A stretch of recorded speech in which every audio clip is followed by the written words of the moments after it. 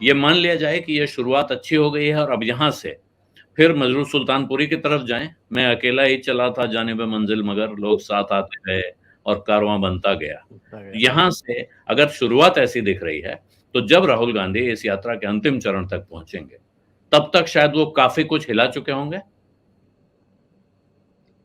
धन्यवाद आलोक जी। आलोक जी, मैं इस राहुल गांधी की इस यात्रा को विपक्ष की राजनीति का भौतिक प्रकटीकरण मानता हूं। पिछले कई सालों से अगर आप देश में विपक्ष की राजनीति की आप बात करें तो कहीं कुछ नहीं दिखता। एक जुलूस, धरना, प्रदर्शन भी कहीं लोग करने के लिए तैयार नहीं होते थे। ऐसे में एक बड़े पैमाने पर इस यात्रा की शुरुआत करना, इसमें भी बड़ी संख्या में सिविल सोसाइटी के लोगों का जुड़ना, विभिन्न राज्यों के लोगों का इस यात्रा के साथ जुड़ना, यह बताता है कि जो विपक्ष को आवाज देने की जो एक मुहिम, एक कोशिश है, उसको बल मिला है और सफलतापूर्वक लागू हुआ है। देखिए, राहुल गांधी व्यक्तिगत तौर पर, मुझसे आप असहमत हो सकते हैं, व्यक्तिगत तौर पे मैं राहुल गांधी को कभी अगंभीर नेता नहीं माना है। मैंने लोकसभा में राहुल गांधी को कई बार सुना है, कई बार और कई मुद्दों पे सुना है। और मुझे एक बार भी याद नहीं आता कि यह व्यक्ति कभी इररिलेवेंट, बेमतलब की बात या अनरीजनेबल तरीके से कोई बात कहता हो।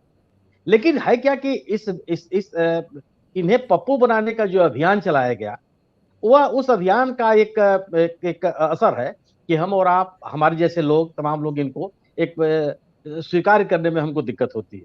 और एक हम लोग का माइंडसेट भी होता है जिसकी बात कही आपने ना कि हम नेताओं को मानते हैं कि बस इस फ्रेम में हो। क्योंकि अब मैं एक शॉकिंग की स्थिति क्या होती है, मैं अपनी से अगर मैं बात करूं, मैं कार्डिफ यूनिवर्सिटी में पढ़ता था।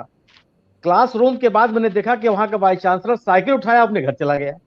वाइस चांसलर साइकिल से चला जाए, ये हमारे जैसे भारतीय विद्यार्थी के लिए, जहां मैं विश्वविद्यालय के कुलपतियों को देखता हूं कि सोफा ड्रिवन कार है, एक आदमी कार का दरवाजा खोल रहा है, कोई आदमी बैठा रहा है, 5 आदमी घेर के खड़े हैं, कोई उसके आसपास नहीं जा सकता। वैसे में अगर कोई वाइस चांसलर जा रहा हो तो एक कल्चरल शॉक है, ऐसा भी हो सकता है क्या? वही स्थिति राहुल गांधी के साथ है। राहुल गांधी, क्या मतलब देश का कोई मुद्दा ऐसा रहा हो, कोई विषय रहा हो, कोई समस्या रही जिस पर उस व्यक्ति ने रिएक्ट न किया हो और आगे बढ़ के रिएक्ट न किया हो?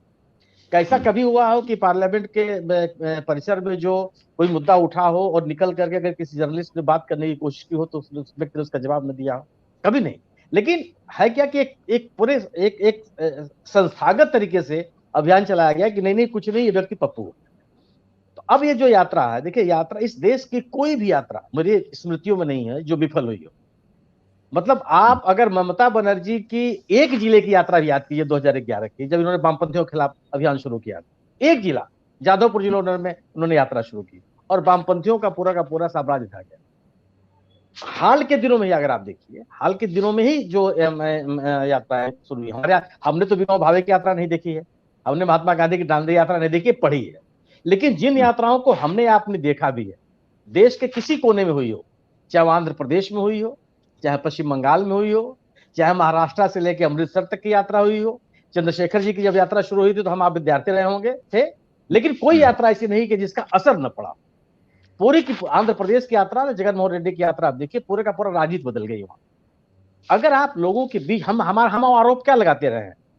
हर राजनीतिक पर्यवेक्षक इस देश का यह कह रहा था कि विपक्ष सड़क पे नहीं है, विपक्ष केवल ट्विटर खेल रहा है, विपक्ष केवल सोशल मीडिया पर दिखाई पड़ता है। 2014 से लेकर के आज जब हम आप बात कर रहे हैं तो विपक्ष यह हमारे मुख्य मीडिया का आरोप ही रहा। अब आज जब यह एक व्यक्ति सड़क पर निकला है तो ऐसा होता नहीं कि लोग मिले ना, लोग जुड़े ना, लोगों के समझ के समस्याएं नहीं है। जिन जिन जिन बातों को आवाज देने की जिम्मेदारी विपक्ष के ऊपर है, क्या इस देश का कोई नागरिक इनकार कर सकता है कि उसके सामने महंगाई का मुद्दा नहीं है, आर्थिक संकट इस देश में नहीं है, संघीय ढांचे के ऊपर हमला नहीं है, जो सामाजिक समरसता की स्थिति है वो प्रभावित नहीं हो रही है, राज्यों की सरकारें सुबह ये डर के सोती हैं कि सुबह तक हम बचेंगे कि नहीं बचेंगे? क्या ये माहौल नहीं है इस देश में? इनको आवाज कौन देगा?